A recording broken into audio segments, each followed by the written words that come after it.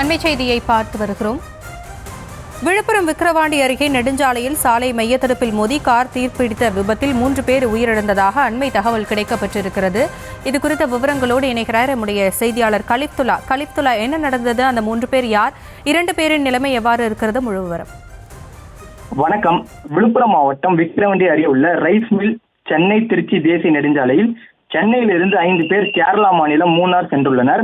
அப்போது அதிகாலையில் கார் கட்டுப்பாட்டை இழந்து சாலையில் மைய தடுப்பு கட்டையில் மோதி எதிரில் வந்த லாரி ஒன்றின் மீது மோதி விபத்துக்குள்ளானது. இந்த விபத்தில் கார் தீப்பற்றி எரிந்தது. இதில் காரில் பயணம் செய்த 3 பேர் காரிலே சிக்கி தீயில் கருகி உயிரிழந்தனர். மேலும் 2 படுகாயங்களுடன் விழுப்புரம் அரசு மருத்துவக் கல்லூரி மருத்துவமனைக்கு அனுமதிக்கப்பட்டு தற்போது சிகிச்சை பெற்று வருகின்றனர். மேலும் இந்த விபத்து குறித்து விக்கிரவாண்டி காவல்துறையினர் விசாரணை மேற்கொண்டு வருகின்றனர். இந்த விபத்தில் கொளத்தூர் பகுதியைச் சேர்ந்த சம்சுதீன் மற்றும் ஆவடி பகுதியைச் சேர்ந்த மோகன் ஆகியோர் காருக்குள் சிக்கி உயிரிழந்தனர்.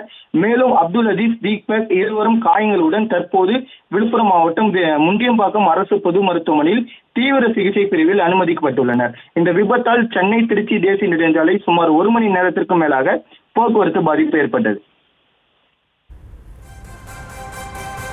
விவரங்களுக்கு நன்றி கலிப்துல்லா.